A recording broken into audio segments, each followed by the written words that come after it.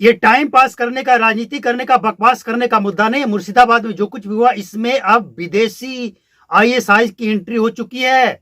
ममता बनर्जी कहती है कि बीजेपी का, आरएसएस का किया था, तो आरएसएस का, बीजेपी का, सरकार किसकी है वहां बंगाल में?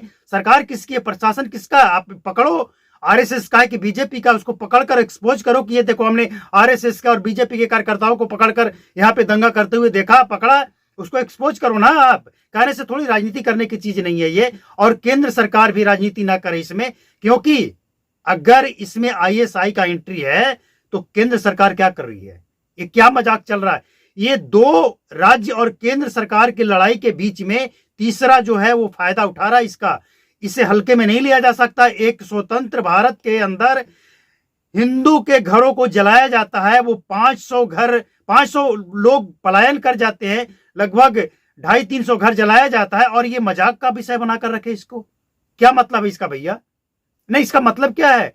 ममता बनर्जी कहती है कि अच्छा, एक चीज और देखिए, ममता बनर्जी बढ़ावा कितना दे रही है इसको। मुसलमान के मौलाना के साथ बैठक करती है और कहती है कि हम सबका सम्मान करते हैं, सभी हमारे अपने हैं।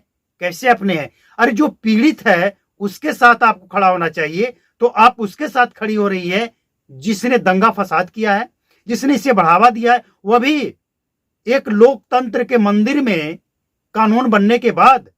और जबकि वो कानून सुप्रीम कोर्ट में उसकी सुनवाई हो रही है इसके बाद, और फिर भी ममता बनर्जी के अंदर अगर थोड़ी सी भी शर्म बची है, थोड़ी सी भी शर्म बची है ना, तो उसे चुल्लू भर पानी में डूब मरना चाहिए ममता बनर्जी को। और केंद्र सरकार, केंद्र की सरकार क्या कर रही है? आईएसआई की एंट्री हो चुकी है यहाँ पे।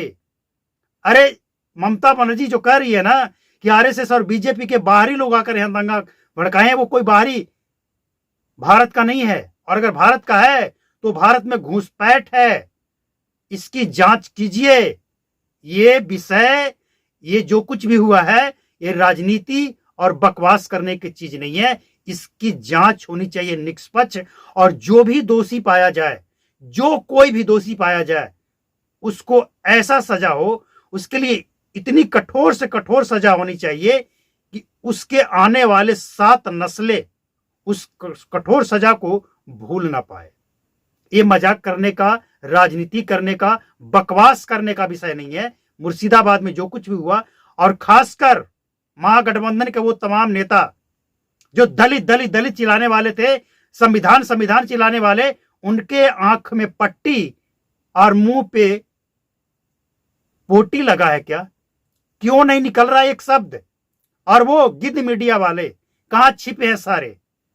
क्यों नहीं आवाज निकल रही है रे? आवाज क्यों नहीं निकल रही है आज? मुर्शिदाबाद में जो कुछ भी हुआ सिर्फ हिंदुओं के साथ क्यों हुआ? सवाल नहीं है, ये बहुत बड़ा सवाल है। ममता बनर्जी क्या बोल रही है? क्या आरोप क्या लगा रही है? सरकार किसकी है? जांच कौन करवाएगा? केंद्र सरकार की जिम्मेवारी क्या है? लेकिन एक बात यह तय है कि भारत में राजनीति करने वाले सिर्फ और सिर्फ गरीबों, मुसलमानों, दलितों के नाम पे राजनीति करेंगे। उनका वोट तो चाहिए, लेकिन उनके लिए करना कुछ नहीं है। कोई भी पार्टी हो और किसी की भी सरकार हो, सिर्फ और सिर्फ राजनीति और कुछ नहीं। तेजस्वी यादव कहां है? अखिलेश यादव कहां है? राहुल गांधी कहां है? किस बिल में छिपे हैं ये लोग? आज क्यों नहीं आवाज निकल रही है? हिंदू उसमें ज्यादा भी है, मुसहर भी है, सभी जाति के लोग हैं वहां पे, लेकिन इनको राजनीति करनी है।